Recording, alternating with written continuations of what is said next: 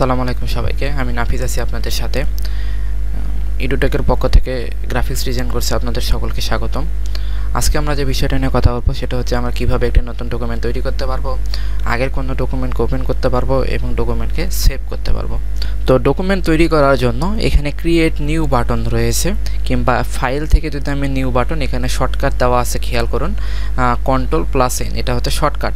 আমি যদি এখান থেকে নিউ বাটনে ক্লিক করি অথবা এখান থেকে ক্রিয়েট নিউ বাটনে ক্লিক করি, তাও কিন্তু আমরা নতুন ডকুমেন্ট তৈরি করতে পারবো। কিংবা কিবোর্ডের মাধ্যমে যদি আমরা Ctrl+N প্রেস করি, তাও কিন্তু আমরা নতুন ডকুমেন্ট তৈরি করতে পারবো। তো আমি এখান থেকে ক্রিয়েট নিউ বাটনে ক্লিক করি। ক্রিয়েট নিউ বাটনে ক্লিক করার পরে আমরা এই রকম একটা পপআপ মেনু দেখতে পাচ্ছি। তো এখানে বেশ কিছু বিষয় রয়েছে, যেমন প্রথমেই দেখেন এখানে প্রজেক্টের ডিটেলস, অর্থাৎ প্রিসেট যে ডিটেলসটা রয়েছে সেটা এখানে দিতে বলতেছে। তো প্রজেক্টের নাম কি হবে, তো আমি দিলাম ধরেন নিউ প্রজেক্ট 1 নামে দিয়ে দিলাম। তারপরে বলতেছে যে এটা আসলে কি রকম পেজে কিংবা কি সাইজে তৈরি হবে, সেটার উইডথ কতটুকু হবে, হাইট কতটুকু হবে, এবং সেটার একক কি হবে, সেটা কি পিক্সেলে থাকবে, না ইঞ্চিতে থাকবে, না সেন্টিমিটারে থাকবে, না আদার্স কোনো এককে থাকবে।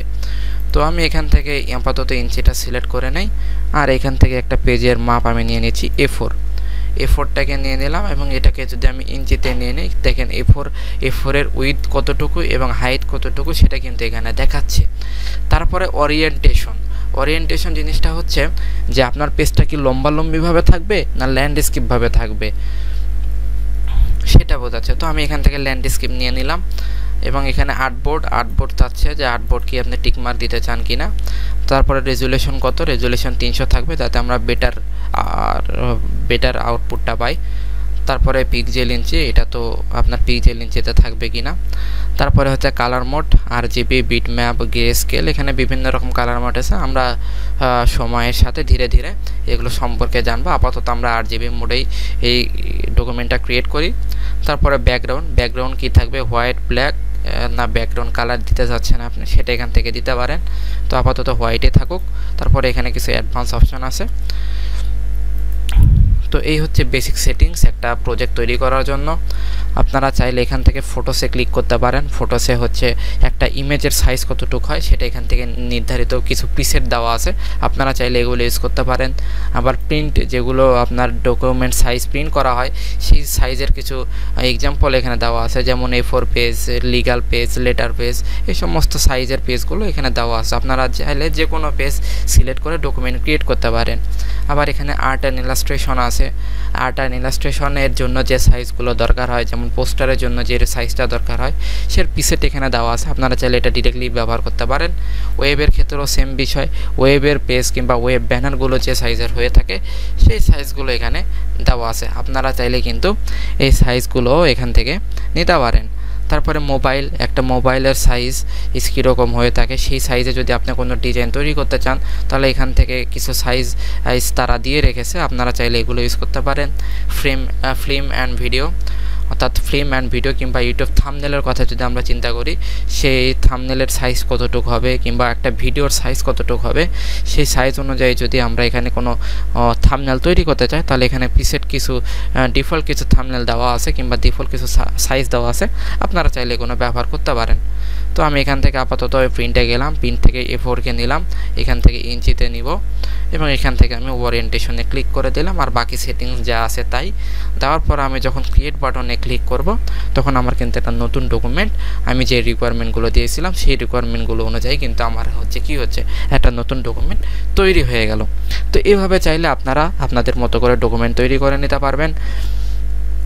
এখান থেকে হচ্ছে নিউতে ক্লিক করলে ওখান থেকেও নিউতে ক্লিক করলে যে অপশন পাওয়া যাবে, এখানে নিউতে ক্লিক করলেও একই অপশন পাওয়া যাবে। তো এখান থেকে চাইলে আপনারা করতে পারেন, অথবা আগে যে ক্রিয়েট নিউ বাটন ছিল সেখান থেকে করতে পারবেন। আবার Ctrl+N প্রেস করেও কিন্তু আপনারা নতুন ডকুমেন্ট তৈরি করে নিতে পারবেন। তো আপনারা এইভাবে চাইলে নতুন ডকুমেন্ট তৈরি করতে পারবেন। এখন আমরা দেখব যে আমাদের তৈরি করা ডকুমেন্টটাকে আমরা কিভাবে সেভ করতে পারি। তো সেভ করার জন্য আমরা ফাইল মেনুতে যাব, ফাইল মেনু থেকে এখান থেকে যে সেভ আর সেভ অ্যাজ মেনুটা আছে সেটা দেখাচ্ছে। তো এখানে দেখেন সেভটা কিন্তু আপনার হাইড হয়ে আছে, মানে সেভে আমি ক্লিক করতে পারতেছি না, বাট সেভ অ্যাজে ক্লিক করতে পারতেছি। সেভে আমি তখনই ক্লিক করতে পারবো যখন আমি এই ডকুমেন্টের ওপর কোনো কিছু অ্যাপ্লাই করব। ধরুন আমি এর উপরে একটা শেপ আর্ট করি, এখান থেকে মার্কেট টুল সিলেক্ট করে নিলাম, নতুন একটা লেয়ার নিয়ে আমি একটা কালার আপাতত অ্যাপ্লাই করে দিলাম। তো আমি দেখেন এখানে কিন্তু একটা কাজ করলাম, অর্থাৎ এই ডকুমেন্টের ওপর আমি একটা শেপ ক্রিয়েট করলাম। এখন যদি আমি ফাইলে ক্লিক করি, এখন দেখেন আমার শেপটা কিন্তু ভিজিবল হয়ে গেছে। এই সেভ অপশনটা তখনই ভিজিবল হবে যখন আমি ডকুমেন্ট ক্রিয়েট করার পরে সেই ডকুমেন্টের ওপর কোনো কিছু অ্যাপ্লাই করব কিংবা কোনো কিছু শেপ অঙ্কন করব, তখনই কিন্তু এই সেভটা ভিজিবল হবে। এখন যদি আমি সেভ বাটনে ক্লিক করি, খেয়াল করেন আমাকে ডকুমেন্টটি সেভ করার জন্য বলতেছে। তো আমি চাচ্ছি যে ডেস্কটপে সেভ করব। তো ডেস্কটপটাকে সিলেক্ট করে নিলাম এবং এখানে হচ্ছে ফরম্যাট, আমি কোন ফরম্যাটে আসলে এই আমার এই ফাইলটাকে সেভ করতে চাই। আমি কি পিএসডিতে সেভ করতে চাই, আমি হচ্ছে জিপিজিতে সেভ করতে চাই, আমি কি পিএনজিতে সেভ করতে চাই, না যে কোন ফরম্যাটে সেভ করতে চাই সেটা কিন্তু এখান থেকে বলবে। পিএসডি ফরম্যাটটা কি? পিএসডি ফরম্যাট হচ্ছে ফটোশপের সেই ফরম্যাট, এটা ফটোশপের ডিফল্ট একটা ফরম্যাট। অর্থাৎ এই ফরম্যাট দিয়ে আমরা যখন কোনো ডকুমেন্ট সেভ করব, আমরা ধরেন আমার এই ডকুমেন্টটা এই অবস্থায় আছে, আমি চাচ্ছি কোনো কারণে আর বাকি কাজ করতে পারতেছি না, আমি চাচ্ছি যে কাজটা 1 ঘন্টা পরে এসে করব কিংবা কালকে এসে করব। তো আমি যদি এখান থেকে কাজটা শুরু করতে চাই, তখন আমি কি করব, এখান থেকে সেভে ক্লিক করে আমি এটাকে পিএসডিতে সেভ করব। কারণ পিএসডিতে সেভ করলে যেটা হবে, আমি যেখান থেকে কাজটা করা বন্ধ করে দিয়েছি, পরবর্তীতে যদি কাজটা শুরু করি আবার সেখান থেকে কিন্তু কাজটা আমি শুরু করতে পারবো। এই জন্যই হচ্ছে ফটোশপের পিএসডি ফরম্যাটটা। আবার এখানে জেপিজি ফরম্যাট আছে। জেপিজি ফরম্যাট মানে কি, অর্থাৎ হচ্ছে আমি যদি জেপিজি ফরম্যাটে সেভ দিই তাহলে কি হবে, আমার এটা একটা ইমেজ আকারে সেভ হবে। তারপরে আছে পিএনজি, তারপরে এখানে অনেক ফরম্যাট আছে, সবগুলো আমাদের লাগবে না, আমরা যেগুলো আমাদের ডিজাইনের ক্ষেত্রে লাগে আমি সেগুলো নিয়ে আপনাদের সাথে আলোচনা করব। তো জেপিজি ফরম্যাটটা হচ্ছে, ধরুন যদি আমরা কোনো ডকুমেন্টকে জেপিজি ফরম্যাটে সেভ করি তখন সেটা কী হয়, সেটা হচ্ছে একটা ইমেজ আকারে সেভ হয়, কারণ আমরা জানি এগুলো হচ্ছে ইমেজের ফরম্যাট। তারপরে ধরুন পিএনজিটা হচ্ছে যদি কোনো আমরা ডকুমেন্টকে ব্যাকগ্রাউন্ড ছাড়া সেভ করতে চাই তখন কিন্তু আমাদের পিএনজি ফরম্যাটটা লাগে। তারপরে পিডিএফ পোর্টেবল ডকুমেন্ট ফাইল, অর্থাৎ আপনি যদি কোনো আপনার ডকুমেন্টে কোনো জায়গায় শেয়ার করতে চান, অনলাইনে শেয়ার করতে চান, সেজন্য পিডিএফ শেয়ার করাটা বেটার। এই জন্য আপনি চাইলে পিডিএফেও হচ্ছে ফাইলটা সেভ করতে পারেন। তারপরে হচ্ছে এখানে টিপ ফরম্যাট আছে। টিপ ফরম্যাটটা হচ্ছে আমরা যখন প্রিন্ট মিডিয়াতে বড় ডিজাইন করতে যাই তখন কিন্তু আমাদের এই টিপ ফরম্যাটটা দরকার হয়। তো এই হচ্ছে ফটোশপের কিছু ফরম্যাট, যে ফরম্যাটগুলো আমাদের সব সময় কাজে লাগবে। তো আমি আপাতত এখানে পিএসডি ফরম্যাটে সেভ করে নিই, কারণ আমরা এখান থেকে আসলে ডকুমেন্টটাকে দেখব যে ডকুমেন্টটা পিএসডি ফরম্যাটে সেভ করলে আসলে কীরকম দেখতে লাগে। তো আমি ডেস্কটপ সিলেক্ট করে এটাকে সেভ দিয়ে দিলাম, এখন ওকে করে দিলাম। এখন কিন্তু আমার ডকুমেন্টটা কিন্তু সেভ হয়ে গেছে। এই যে ডকুমেন্টটা কিন্তু এখানে সেভ হয়ে গেছে। এখন এই ডকুমেন্টটাকে যদি আমি আবার ওপেন করি, ধরুন এটাকে কেটে দিলাম, এটাকে কেটে দেই,